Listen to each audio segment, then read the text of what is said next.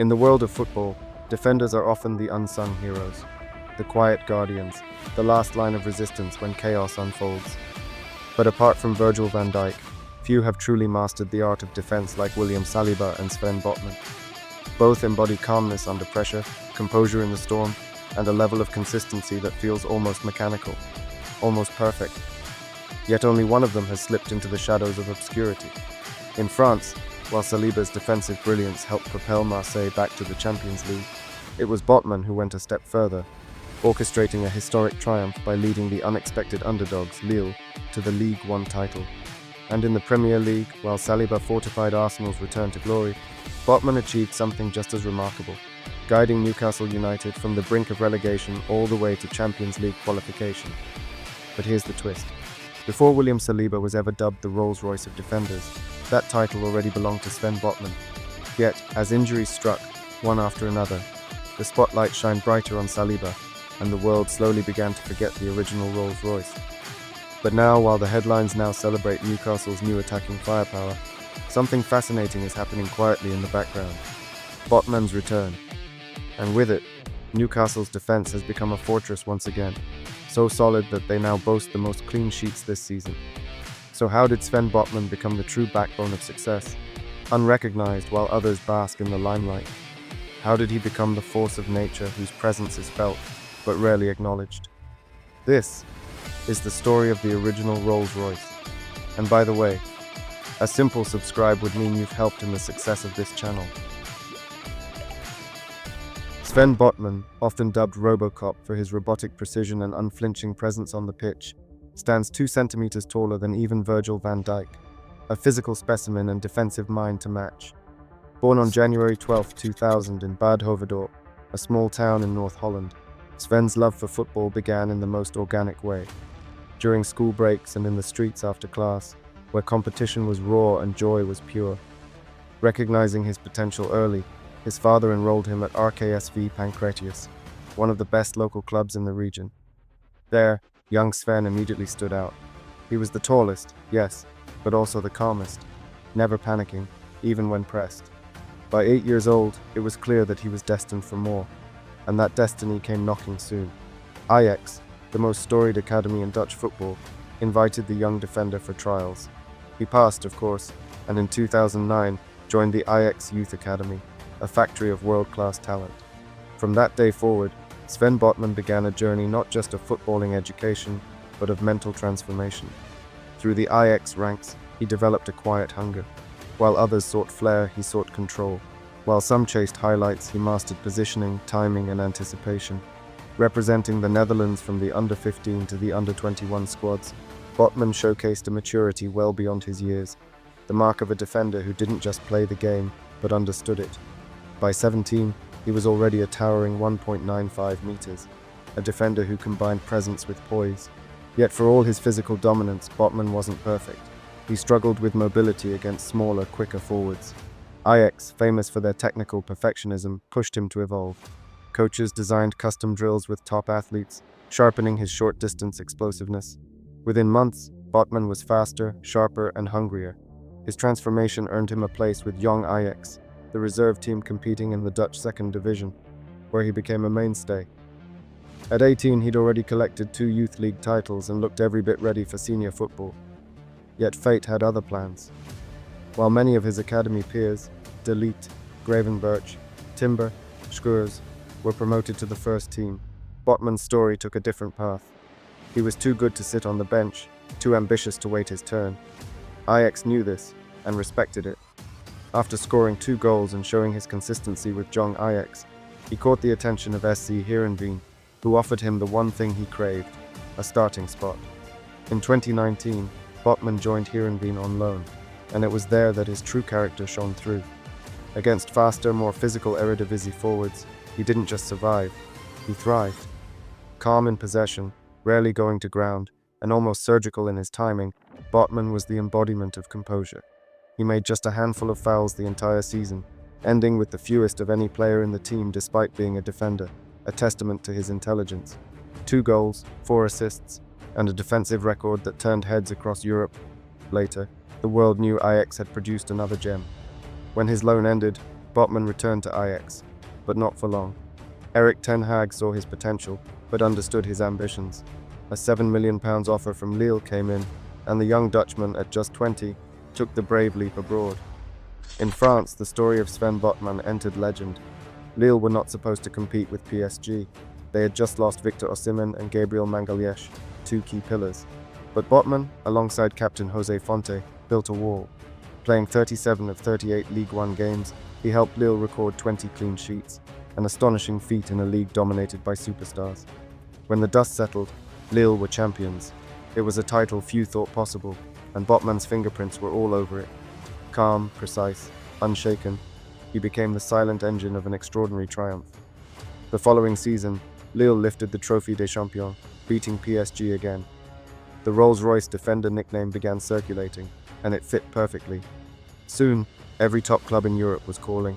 Manchester United, AC Milan, Newcastle United. But in true Botman fashion, his decision wasn't about glamour, it was about vision. Newcastle, newly reborn under Eddie Howe, came calling again after missing out the previous January, as Lille had refused to sell mid-season. This time Botman said yes again, and the deal was sealed. As the iconic line at the time, Isak in attack, Bruno in midfield, Botman at the back, began to make the rounds, Newcastle United was in full effect, and the baseline was Botman. What followed was a renaissance. Newcastle went from a team fighting relegation to a fortress competing among England's elite. With Nick Pope behind him, Fabian Schär beside him, and Kieran Trippier marshalling the line, Botman became the axis around which Newcastle's defence revolved. Calm under pressure, flawless in duels, and comfortable in possession, he was the embodiment of Eddie Howe's system. That 2022-23 season will forever be remembered as Newcastle's rebirth. The Magpies finished fourth, qualifying for the Champions League for the first time in 20 years. Botman, in his debut Premier League season, was immense. He didn't just defend, he led. Newcastle finished with the second-best defensive record in the league, and St James's Park roared once again. Football can be beautiful, but it can also be brutal, and no one understands that better than Sven Botman. When the 2023-24 season began, the Dutch defender was at the height of his powers. Newcastle United's Rolls-Royce at the back, calm, precise, and seemingly untouchable. He was the foundation upon which Eddie Howe's high-pressing, hard-running system was built. But then, football did what it so often does to even the finest. It took everything away in an instant. In September 2023, during a high-intensity clash at St James's Park, Botman went down clutching his knee. The scans confirmed Newcastle's fears, a partial ACL tear. He opted for non-surgical rehabilitation, aiming for a swift return, and was back in action by December 2023. While his comeback showed determination, there were signs the knee wasn't fully at its best. By March 16, 2024, in an FA Cup quarter-final against Manchester City, misfortune struck again. Botman suffered a far more severe knee injury, a full ACL rupture that required surgery. The blow was devastating. A 6 to 9 month recovery lay ahead. He would miss the entire remainder of the season, including Newcastle's FA Cup run and the crucial Premier. For a player whose identity was built on control and composure, losing both his fitness and his place in the squad was devastating. Botman wasn't just injured, he was isolated. Training became repetition, not competition. The echo of the gym replaced the roar of the Gallowgate, and mentally, it took a toll. Injuries can break more than just the body, they can fracture confidence. For defenders especially, the fear of re-injury lingers. Challenges feel heavier, movements feel hesitant, and trust in your own body fades. Botman knew this feeling well. The once unshakable Rolls-Royce of Newcastle found himself questioning every step, every pivot, every landing. There were whispers. Will he ever be the same? Even Botman himself began to wonder. Rehab days blurred into weeks, weeks into months. The once unbreakable defender found himself studying matches from the sidelines, watching as Newcastle, depleted, tired, and without their defensive anchor, slipped down the table, finishing 7th. For a player who had led the club to Champions League football just a year before, it felt like failure. But Botman's story didn't end there. The summer of 2024 became a turning point. He worked tirelessly in recovery, rebuilding not just his leg but his belief. Slowly, painfully, he regained his sharpness, balance, aggression, and instinct returning step by step. On January 4th, 2025, against Tottenham Hotspur, Botman finally returned to the pitch. Eddie Howe handled him cautiously. He wasn't thrown back as an automatic starter, but reintroduced gradually.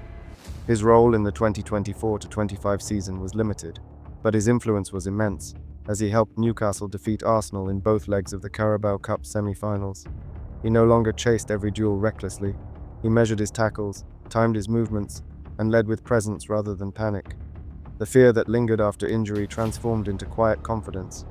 By season's end, Botman had played fewer minutes than ever before, yet he helped Newcastle do what few thought possible: return to the Champions League and win the Carabao Cup, ending decades of silverware drought. In fairness, Dan Burn stepped up admirably, filling the void in central defense and even scoring in the Carabao Cup final, where Newcastle lifted their first major trophy in 69 years. It was a historic night, but for Botman, watching from the stands, who missed the final due to a knee injury and required surgery, it was bittersweet. Still, though Dan Burn had been brilliant, Botman remains on his own pedestal, a defender of rare calmness, class, and command, with unmatched quiet authority. And now, Botman is back, fully fit, fully focused, and once again commanding the backline. When Sven Botman returned to the pitch this season in the starting lineup, it wasn't just a comeback, it was a reminder of how much Newcastle United had missed their defensive anchor, their calming presence, their silent commander. For months, Eddie Howe's backline had looked uncertain. The structure wasn't the same, the aura of composure was gone. Every long ball, every counter-attack felt like a potential disaster. That was the void Botman left behind. But since his return, that void has been filled, and Newcastle have quietly built one of the most resilient defenses in the Premier League once again. With Botman back, Newcastle's defensive metrics tell the story. Fewer goals conceded, more clean sheets in the league, and a confidence that begins from the back. His anticipation, his timing, and his ability to read the game several moves ahead, it all restores balance. He's not just a defender, he's the spine that keeps Howe's pressing system upright. When Botman plays, fullbacks push higher, the midfield presses harder, even the goalkeeper looks calmer. There's a chain reaction, one player influencing the collective. His communication is understated but effective. His body language radiates assurance, and in possession, he's just as crucial. The way he breaks lines with those precise diagonal passes, the way he steps into midfield to create overloads. It's no coincidence that Newcastle look more fluid when he's in the team. While the headlines this season have been about Nick Boltemada's goals, Gordon's pace, Bruno's leadership, and Tonali's creativity, the foundation of their resurgence lies in Botman's quiet dominance. He's brought stability, leadership, and above all, a belief that Newcastle can once again grind out results, not just by attacking relentlessly, but by defending like a unit. In a season where defenders are rarely celebrated, Botman stands as a symbol of discipline and intelligence. He doesn't shout, he doesn't seek the spotlight, yet everything around him shines brighter because of his presence. So as Newcastle chase another European dream, one truth remains unshaken. With Sven Botman fit and leading from the back, anything feels possible. Because sometimes the greatest impact isn't made by the loudest voice, but by the calmest one. Then finally, if you'd like to know the dark secret truth behind Kieran Trippier's move to Newcastle in 2022 that was recently revealed, click the video link on screen now.